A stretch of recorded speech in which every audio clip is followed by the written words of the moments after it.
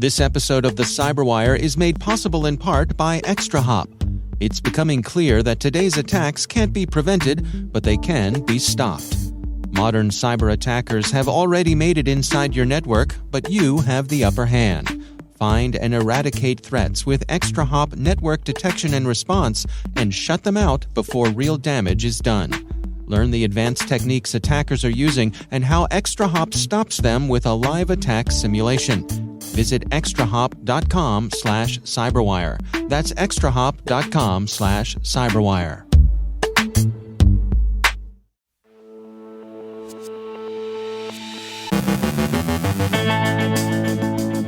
Provocation may have begun in Ukraine, and no one but Russia can see any signs of a Russian withdrawal of troops. Recent DDoS attacks in Ukraine are seen as an influence operation. The compromise of international Red Cross data has been tentatively attributed to an unnamed state actor. Johannes Ullirch from SANS shares a fancy phish.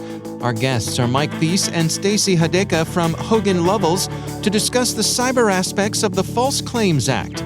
And Microsoft describes ice fishing.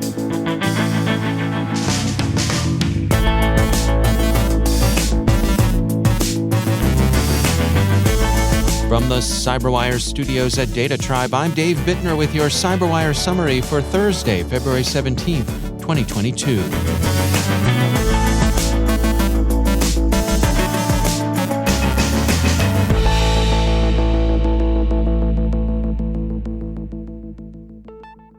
Russian forces near Ukraine appear to have been augmented, and NATO governments see no signs of the withdrawal Moscow said was in progress. And by all indications, recent cyber operations seem to have been more information warfare than sabotage. Organization for Security and Cooperation in Europe monitors reported multiple shelling incidents in eastern Ukraine.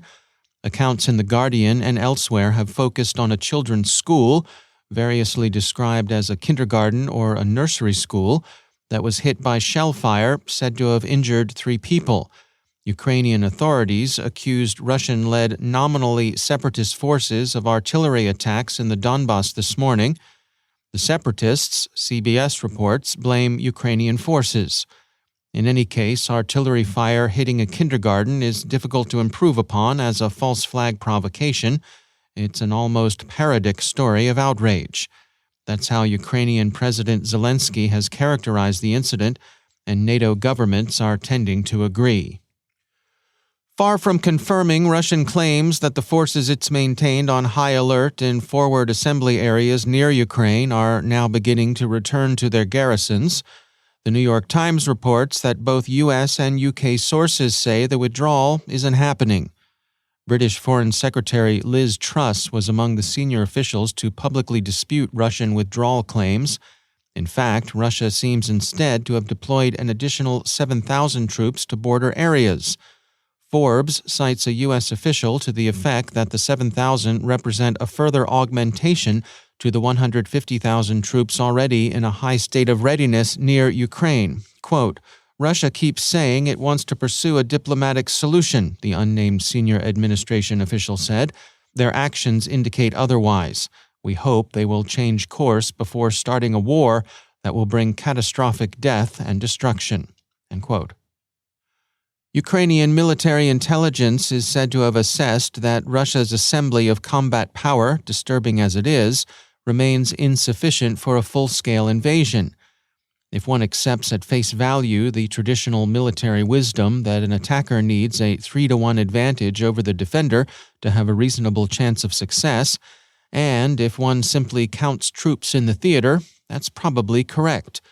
But local superiority can be achieved. You fight the forces you find on the ground in front of you, not the ones in other parts of the country, and the troop buildup is certainly sufficient for offenses with objectives short of the conquest and subjugation of the entire country. Estonian intelligence services think that such limited offenses are more probable. This week's distributed denial of service attack against 2 large Ukrainian banks and the country's public-facing Ministry of Defense sites are now being attributed to Russia. The goal being imputed to them is influence. The intention appears to be inculcating the belief that Russian intelligence services can work their will against a weak Ukrainian government, shown to be incapable of meeting its core responsibilities of public safety.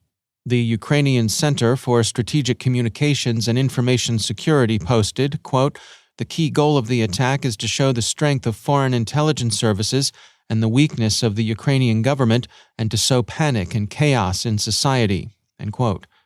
The Guardian reports that Ukrainian authorities didn't specify a particular Russian organization as responsible, which suggests the attribution is circumstantial. So the operation retains a fig leaf of deniability. Ukrainian authorities also described the incident as unusually large. Nonetheless, it fell far short of crippling either the Ministry of Defense or financial services across the country. It would, however, represent a plausible effort at sowing doubt and mistrust. The Telegraph reports that both the U.S. and UK have stepped up their assistance to Ukraine's cyber defenders. Preparation is being used in several senses as people discuss Russian pressure on Ukraine. There is, of course, the ordinary language sense of getting ready for something. There's also strategic preparation aimed at sapping an adversary's capacity for effective resistance. Influence operations designed to fragment civil society would often serve that purpose, as would demonstrations intended to show that the adversary's cause is hopeless, and that seems to have been the point of this week's DDoS attacks against Kiev. This is the sense in which observers are mostly talking about cyber preparations for a prospective Russian expansion of direct combat against Ukraine. Forbes describes how such operations can serve as a precursor to a broader offensive. There's also battle space preparation, which usually means intelligence collection and analysis in support of current operations. And finally, there's preparation in the sense of an artillery preparation, fires directed against enemy positions in advance of an attack by maneuver elements. The fires in the Donbas this morning aren't an artillery preparation in the proper sense. They're too random and indiscriminate for that, but they do serve well as a provocation. A cyber preparation in this tactical sense has yet to be seen. One form it might take is an attack on Ukraine's power grid, which would have an immediate effect on military operations. Russia conducted limited attacks against Ukraine's grid in 2016 and 2017. Robert M. Lee, CEO of industrial cybersecurity firm Dragos, commented in a media session yesterday that while Ukraine has probably improved its response capability since those attacks, its ability to defend the grid is in all likelihood about where it was 5 years ago. The International Committee of the Red Cross, the ICRC, yesterday released an update on the incident it sustained in which threat actors obtained sensitive information about refugees and other vulnerable populations. The ICRC suspects state-sponsored actors. They are believed to have gained access to the ICRC's systems by exploiting an unpatched vulnerability in Zoho Manage Engine AD self-service. Krebs on Security reports informed speculation that the incident was an Iranian influence operation. Someone using the hacker name Sheriff in the Anglophone Raid Forums criminal market advertised sale of stolen Red Cross and Red Crescent data. The offer was framed in a way that suggested it was part of an extortion campaign, but Sheriff's email address has been seen before in an Iranian-based network of inauthentic news sites and social media accounts aimed at the United States. It's a possibility only, at this stage more suggestive than dispositive, but interesting nonetheless. Microsoft describes a new style of blockchain-centric attack, ice phishing. Redmond sees it as a threat made for the decentralized Web3. Microsoft researchers see this winter's Badger DAO phishing attack as representative, a caper that netted the attackers about $121 million. The goal of ice phishing is to obtain the victim's cryptographic keys. Once the crooks have your key, they can move the contents of your wallet whither they wish.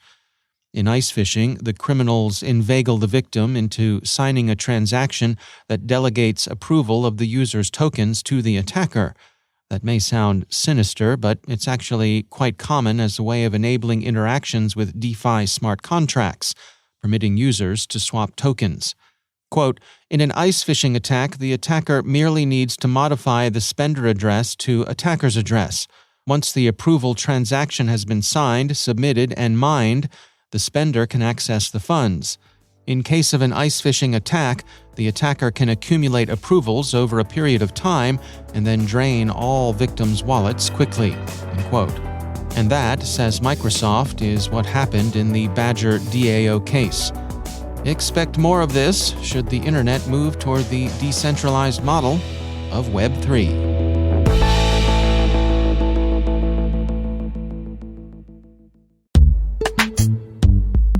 And now, a word from our sponsor, SpyCloud.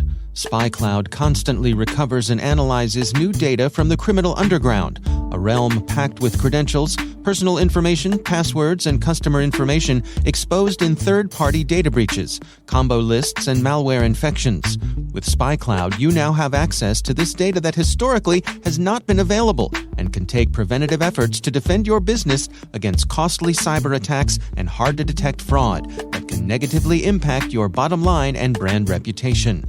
Visit spycloud.com/cyberwire to learn how to make recaptured data your best defense. That's spycloud.com/cyberwire. And we thank SpyCloud for sponsoring our show.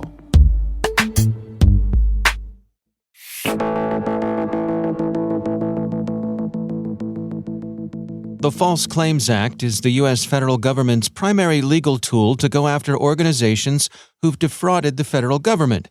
It goes back to the Civil War and is often referred to as the Lincoln Law. Recently, the Department of Justice has been increasing their scrutiny on companies providing cybersecurity products and services to the federal government.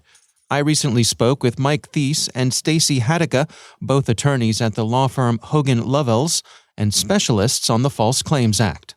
Cybersecurity requirements in terms of software and defenses and other things that may be required by contract, regulation, or other law, and to use the False Claims Act as the way of incentivizing companies to making sure that they comply.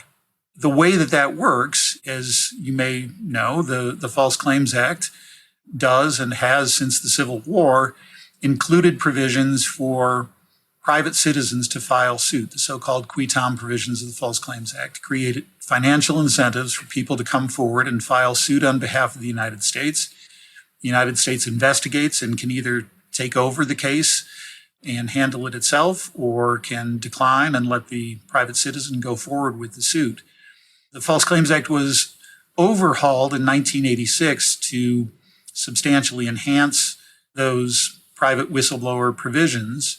And since 1986, the Department of Justice has had a really extraordinary record of successes in enforcement under the False Claims Act. I was just going to mention that there's already been a few cybersecurity False Claims Act cases that we've seen. And of course, we think the government's certainly going to leverage as they pursue False Claims Act allegations and investigations going forward. And two of those, one involved a leading IT company where a whistleblower actually alleged vulnerabilities in certain computer systems that were furnished to the federal government. That case was ultimately dismissed, but there's currently an ongoing case with respect to a leading defense contractor in the aerospace industry sector, also with respect to whistleblower allegations.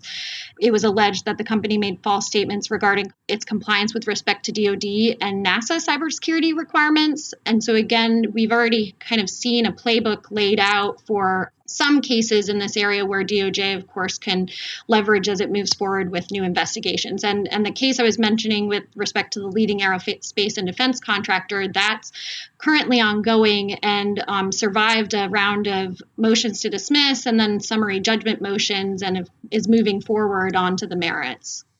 So is it fair to say that in terms of companies assessing how they need to approach this, that this is more of a risk assessment exercise rather than a kind of a checkbox, black and white, hey, we did this and now we're good sort of thing?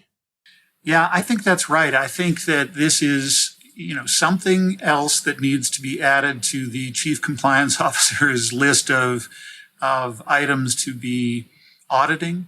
checking for, conducting internal investigations, especially before they get into a situation where there is an intrusion or breach. In other words, this is part of the good business hygiene that companies in this current environment have to engage in to make sure that they are taking appropriate steps to guard against breaches and intrusions, that they are careful with the sensitive or confidential data that they handle, and fulfilling the obligations that they have to deliver cybersecurity to the United States government when they are contracting with them. The Department of Justice is very deliberately unleashing the forces of the private sector, motivated by the financial incentives that are created by the quiescent provisions of the False Claims Act, to get people to come forward and report these things. And so individual employees of companies that do business with the federal government now have an open invitation to come forward and to report their companies. And so chief compliance officers and legal and regulatory teams at companies that do business with the government should be looking at what are we doing to make sure that we are living up to the expectations that the government has in terms of software, cybersecurity defenses, taking steps to ensure that we protect our data. Yeah, not following up on that too. I don't think there is a one-size-fits-all approach here, especially because, as you noted, that there's some companies that may be providing items that pose less risk to the federal government. Of course, where I would recommend companies start is really with the contract itself and understanding what federal business and work it has. A lot of times, companies that are working with the federal government have a small fraction of federal government work when it may have a larger commercial presence. And so taking what those government contracts personnel, security personnel are saying, I think is kind of a culture that needs to be addressed from the top down. And so companies, as Mike was saying, in their compliance regime need to ensure that they're understanding what government obligations they have and also recognizing that they need to take these seriously. There's much more to my conversation with Mike Theis and Stacy Hadeka, which you can find on our Caveat podcast. The Hogan Lovells law firm recently published a guide for cybersecurity companies in regard to the False Claims Act, and you can find that on their website.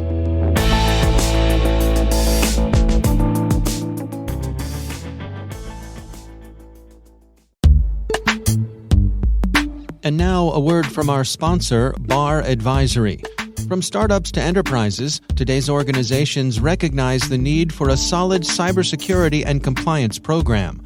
But between the overwhelming number of cybersecurity tools to choose from, various compliance frameworks, and competing priorities, building and maintaining an effective cybersecurity program can be daunting.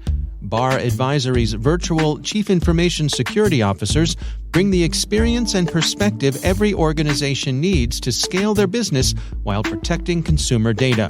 Whether you're looking for the right tools to help your well-oiled security team, need assistance responding to due diligence security questionnaires, or you're building a security program from scratch, BAR's virtual CISOs ensure all of your security needs are met at every stage of your business growth, so you can focus on what you do best.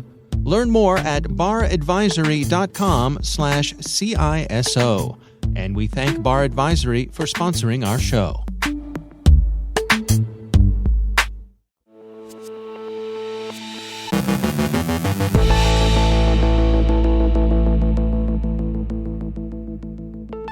And joining me once again is Johannes Ullirch. He is the Dean of Research at the SANS Technology Institute. But more important than any of that, he is the host of the ISC Stormcast podcast, which, Johannes, you just celebrated 13 years and over 5,000 episodes of that show. Congratulations. Thank you. Yeah, it has been quite a ride. And, well, it's also always interesting to sort of listen in on these very old podcasts, sort of how they sound and the topics being covered. Some things changed, some things really haven't changed. Yeah, it's true. And I often, brag about our own achievements here, but I have to say 13 years and all those shows, you are the undisputed marathon winner in the cybersecurity podcasting zone. So tip of the hat to you for that. Thanks. good to hear this coming from my second favorite daily podcast. That's funny. Yours is my second favorite as well. What a coincidence. Well, we got some good stuff to talk about today. You have been tracking some interesting phishing techniques that have been going on using some distributed web platforms. What's going on here? Yeah, so first of all, a little bit distributed web. Sometimes people call it part of that Web3. Now, of course, that's a term that some interpret a little bit different. But the basic idea of these distributed web platforms is sort of the really nice idea of having sort of a censor-free web. But of course, censor-free also means it's hard to take things down, even outright malicious content like phishing pages. So what exactly did you find here? So in this particular example, the platform they're using is sky.net. They call themselves Skynet, so they play a little bit on that movie reference.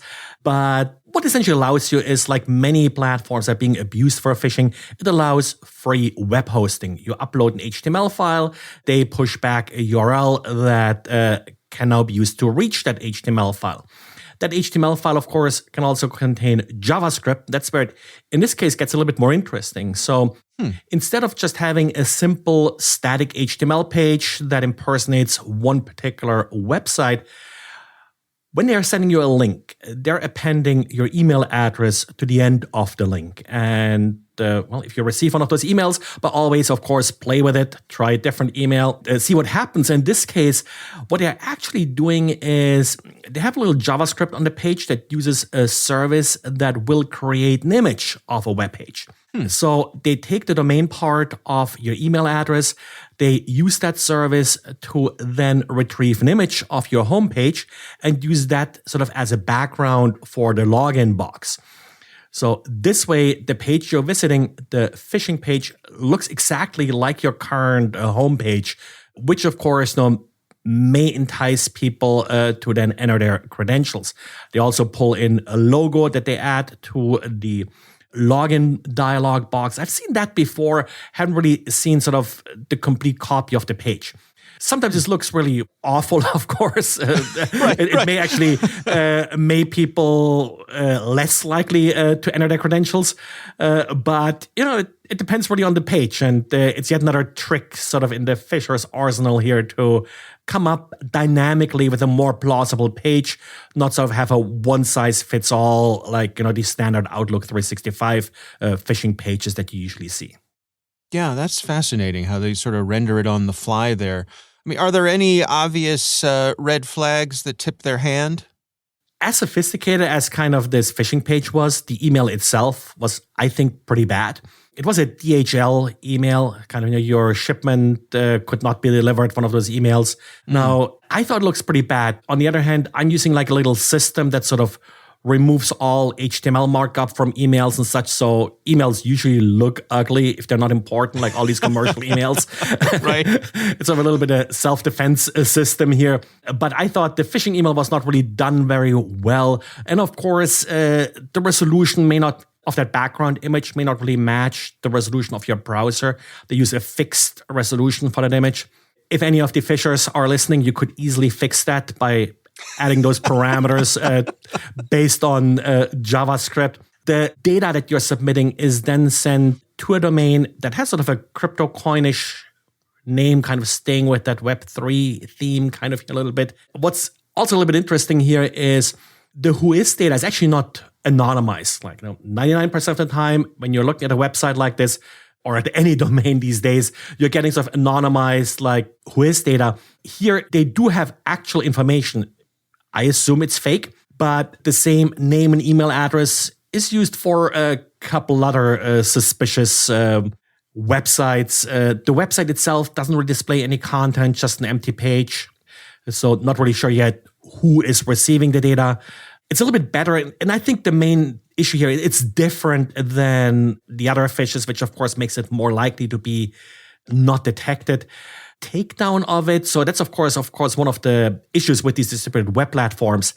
CSky.net, they do have an email address you can send complaints to have stuff taken down. Now, I send them an email. The site is still up. Now it's 3 days later as we are recording this. Not really sure where this is going, but of course, the same may also happen with a lot of these cloud hosting platforms and such that are being abused. It often takes a few days for malicious content to be removed. Yeah. Well, it's certainly a clever, I suppose, implementation of automation there. Johannes Ullirch, thanks for joining us.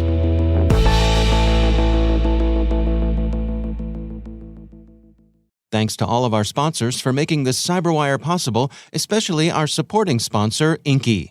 Inky helps companies secure email using a cloud-based security platform that proactively and instantly scans inbound, internal, and outbound emails to eliminate phishing, account takeover, and data leaks.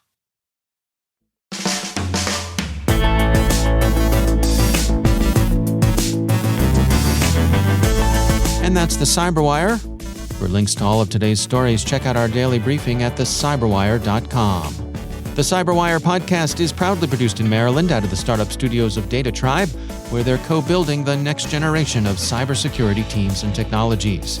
Our amazing CyberWire team is Elliot Peltzman, Trey Hester, Brandon Karp, Eliana White, Puru Prakash, Justin Sabi, Tim Nodar, Joe Kerrigan, Carol Terrio, Ben Yellen, Nick Valecki, Gina Johnson, Bennett Moe, Chris Russell, John Petrick, Jennifer Iben, Rick Howard, Peter Kilpie, and I'm Dave Bittner.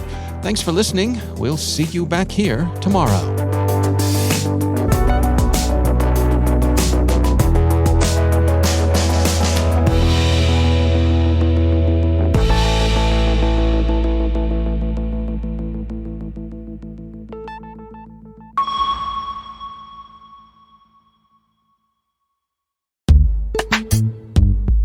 And now, a word from our sponsor, Trellix. Today, there's a new way to look at security, not just as a cause for concern, but as an opportunity to better your business. With a living security solution from Trellix, you can face your future with confidence, knowing that every day you're getting smarter and more agile. Threats are evolving, but so is your company. When you have a platform that's always learning and adapting, you can stay one step ahead of the threats. Incidents are on the rise, but your organization can rise above them. By tapping into open partnerships and native connections, you can respond to incidents in real time. Risk management is growing more complex, but your business has what it takes to overcome complexity. With embedded tools and expert insights, you can make risk management easy. Bring your security to life with Trellix. And we thank Trellix for sponsoring our show.